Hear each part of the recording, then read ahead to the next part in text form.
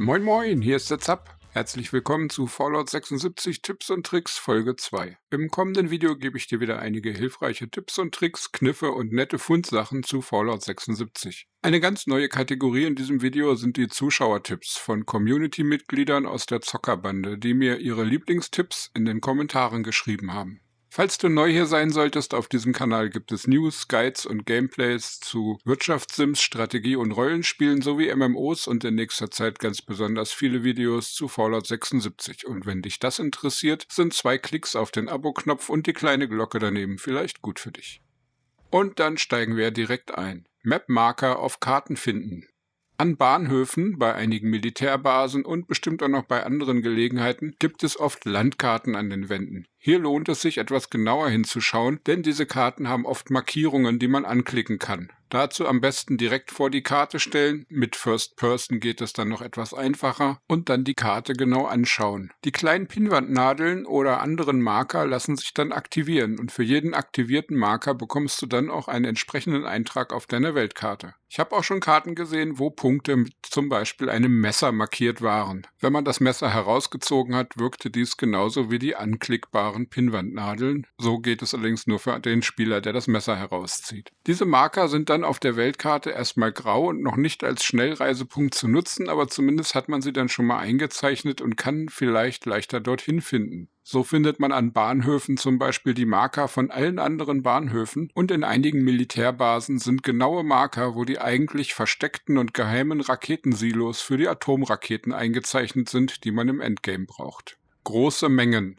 Die großen Mengen sind immer wieder Inhalt von Diskussionen und ganz klar ist, sie sind hilfreich fürs Kronkorken verdienen. Denn viele Schrottmaterialien lassen sich nicht beim Händler verkaufen, wenn man zu viel davon hat. Macht man aber mit 2 Plastik an einer Bastelwerkbank eine große Menge daraus, kann man damit sein Gewicht reduzieren. Aber vor allem in der Form, dass man es zum Händler tragen und es in Kronkorken eintauschen kann. Immer wieder hört man aber den Tipp, große Mengen würden das Gewicht im Inventory oder in der Kiste reduzieren und man sollte alles, was geht, in große Mengen umwandeln. Stimmt das? Und die Antwort von mir lautet, meistens nicht. In diesem Bild kann man die exakten Zahlen sehen. Alle Gewichte wurden ohne Perk-Karten ausgewertet, da diese im Inventory teilweise die Gewichte stark beeinflussen können. Diese Perk-Karten haben aber zum Beispiel gar keinen Einfluss auf die Sachen in eurer Lagerkiste, auch wenn das Spiel dies falsch anzeigt. Dort hat alles Originalgewicht. Wichtig ist vor allem die vorletzte Spalte der Tabelle, damit man besser sehen kann, färbe ich dies nochmal ein. Hier sieht man die Einsparung oder eben auch Nicht-Einsparung in Prozent, die man durch eine Umwandlung in eine große Menge erreicht. Und wie man sieht, bei fast allen passiert gar nichts. Plus, minus, null. Keinerlei Änderung am Gewicht durch die Umwandlung in eine große Menge, hier durch die Farbe Gelb gekennzeichnet. Diese Sachen würde ich also nur umwandeln, wenn ihr sie verkaufen wollt. 3 Dinge sind aber besonders zu beachten hierbei und da wäre zum einen Säure. Denn bei Säure passiert sogar exakt das Gegenteil von dem, was dieser oft genannte Tipp versprochen hatte, denn das Gewicht von Säure steigt sogar durch die Umwandlung in eine große Menge. Hier also rot markiert. Nach der Umwandlung ist Säure 50% schwerer. Nur bei Aluminium und Blei gibt es Positives zu berichten. Hier lässt sich wirklich das Gewicht reduzieren durch eine Umwandlung in eine große Menge, darum markiert durch die Farbe grün. Hier spart man 50%, also die Hälfte des Gewichts ein, da macht es eventuell Sinn, die 2 Plastik zu investieren. Diese Werte in der Tabelle können sich natürlich bei jedem Update ändern. Ich werde diese Tabelle auf meiner Homepage zapzock.de veröffentlichen und dort aktualisieren, falls sich die Werte ändern sollten. Link dazu in der Videobeschreibung. Fusionskerne. Für viele scheinen Fusionskerne ein sehr rares Gut zu sein. Hier 2, 3 kleine Tipps, wie man sie in ausreichender Menge bekommen kann. Zum einen ist da das Kraftwerk bei Charleston. Wenn man die Werkstatt einnimmt und das Kraftwerk repariert, kann man sich hier Fusionskerne erzeugen lassen. Soweit ziemlich bekannt, ist eine nette Lösung, aber ich finde, es ist eigentlich noch etwas zu aufwendig, dies alles für Fusionskerne auf sich zu nehmen. Natürlich kann man sich auch Positionen von Stromgeneratoren merken, in denen immer mal wieder Fusionskerne stecken können. Diese Variante kennen vermutlich die meisten Fallout 4 Spieler besonders gut. Wenn man sich in einer Gegend 3, 4 Generatoren gemerkt hat, kann man dort immer mal wieder nachschauen, ob in der Maschine ein Kern steckt und ihn dann looten, wenn er denn da sein sollte. Allerdings merkt sich Fallout 76 sehr gut, ob der Kern vor kurzem gelootet wurde oder nicht, und so haben diese eine sehr lange Respawn-Zeit. Ich vermute ca. 20 Stunden. Darum jage ich lieber Roboter, denn die Robotertypen Robohirn und die Kampfroboter bzw. Wachbots haben eine 100%ige Chance, Fusionskerne im Loot zu haben. Diese Roboter können fast überall vorkommen, aber es gibt einige Orte, wo sie besonders häufig auftauchen. Für Einsteiger bietet sich da das Rusty Pick bei Charleston an. Vor der Kneipe spawnen mit ca. 10 bis 20%iger Chance Roboter und meistens sind es 1 bis 2 Robohirne dabei.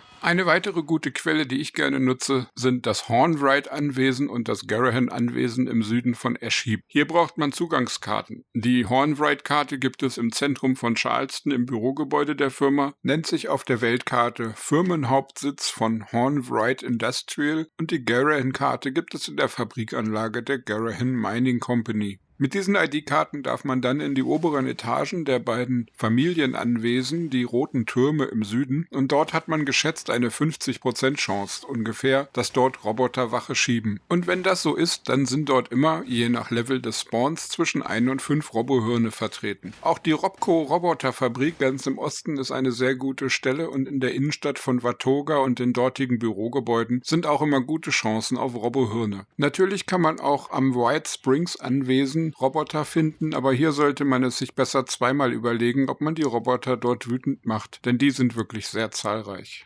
Händler und Kronenkorkenfarben. Händler haben in Fallout 76 immer nur maximal 200 Kronenkorken und auch wenn man ihnen etwas abkauft, bekommen sie nur ca. 15 bis 20% ihrer Einnahmen wieder gutgeschrieben. Und dann tauschen sich auch verschiedene Händler untereinander aus, beziehungsweise sie teilen sich ihre Kasse, sodass es nicht unbedingt Sinn macht, mehrere Händler zu besuchen. Dies kann für manchen zu Problemen führen, wenn man gerne Dinge verkaufen möchte, um sein Gewicht zu reduzieren oder wenn man so gern bestimmte Baupläne oder Rezepte kaufen möchte, die ja teilweise recht teuer sind. Nebenbei erwähnt verbessern sich die Preise nicht nur durch die Meisterhändler-Perk-Karte, sondern auch jeder Punkt Charisma, den du hast, verbessert die Preise zu deinen Gunsten. Ein sehr hilfreiches Gem ist hier das Traubenmentat, das dein Charisma kurzzeitig um 3 Punkte erhöhen kann. Aber wie löst man nun dieses 200 Kronkorken-Problem? Die geteilten Kassen der Händler beruhen auf den Fraktionen und diese sind gebietsabhängig. Ich zeige dir hier nun die Weltkarte mit den wichtigsten Händlern und welchen Fraktionen sie angehören. Wie man sehen kann, ist jede Fraktion auf der Karte mit einer anderen Farbe markiert. Händler der gleichen Fraktion haben eine gemeinsame Kasse. Wenn du also zum Beispiel die Händler der Fraktion Responder pleite gemacht hast, so werden diese erst 20 bis 24 Stunden später wieder neues Geld bekommen. Da hilft es auch nicht, zu einem anderen Responder-Händler zu gehen. Wenn du aber stattdessen zu einem Händler der Raider-Fraktion gehst, also zum Beispiel von Flatwoods rüber nach Sutton, dann hat der Händler dort wieder Geld, da er eine andere Kasse hat. Insgesamt gibt es 7 Fraktionen, wobei man am Anfang nicht alle Händler erreichen kann. Zusätzlich gibt es dann noch den reisenden Mutantenhändler Graham mit seiner Muku Chali, der ebenfalls über 200 Kronkorken alle 20 bis 24 Stunden verfügt. So kannst du also theoretisch pro Tag ca. 1600 Kronkorken bei Händlern durch Verkaufen verdienen. Zerrissenes Kleid. In Charleston gibt es die Questreihe der mystischen Mysterien. Die Quest startet man üblicherweise bei einer von mehreren Frauenleichen, die in der Stadt verteilt liegen und die immer ein besonderes Kleid der Gruppe der Superheldinnen von den mystischen Mysterien anhaben. Neben einem Holotape, das die Quest startet, und einem anderen Quest-Item kann man bei diesen Leichen auch immer ein ganz besonderes Item finden, nämlich dieses besondere Kleid, das in-game einfach zerrissenes Kleid heißt. Hier kannst du einen meiner Charaktere in diesem gewagten Outfit sehen. Für männliche Charaktere wirkt dies sehr merkwürdig, aber egal ob Männlein oder Weiblein, dieses Outfit ist etwas Einzigartiges, denn es ist meines Wissens nach momentan das einzige Kostüm, das man neben jeglicher anderer Ausrüstung tragen kann und das einem die Verbesserung der Werte gibt. Das zerrissene Kleid erhöht nämlich das Wahrnehmungs- oder Perception-Special-Attribut um 1 Punkt und es wirkt sowohl bei normaler Rüstung wie auch in einer Power Armor. Für die Damen und für Spieler von weiblichen Charakteren ist das überhaupt kein Problem, aber mancher Testosteronheld wird sich hier vermutlich weigern. Aber ich finde, es hat obendrein einen besonderen Überraschungseffekt, wenn der furchtlose männliche Krieger nach der gewonnenen Schlacht aus seiner dampfenden und qualmenden Power Armor steigt und dann diesen grün-schwarzen heißen Fummel trägt und auf hochhackigen Pumps daherstiefelt. Es gibt vermutlich Leute, die sich an sowas stören, aber ich denke, jeder muss selbst wissen, was er anzieht oder nicht. Aber für einen zusätzlichen Wahrnehmungspunkt kann man ja vielleicht seinem männlichen Ego einen kleinen Schubs geben und auch mal im Kleid herumlaufen. So, dann komme ich zur Kategorie Zuschauertipps. Im Folgenden einige Tipps und Tricks, die mir unter der letzten Folge eingereicht wurden. Ich werde immer kurz den Tipp nennen und dann auch die Person oder Personen, die mir den Tipp zuerst eingereicht haben. Wenn ihr auch Tipps habt, schickt mir diese unter diesem Video in den Kommentaren oder auf zapzock.de im Forum und vielleicht seid ihr ja auch im nächsten Video mit dabei. Die Zuschauer-Kommentare-Tipps.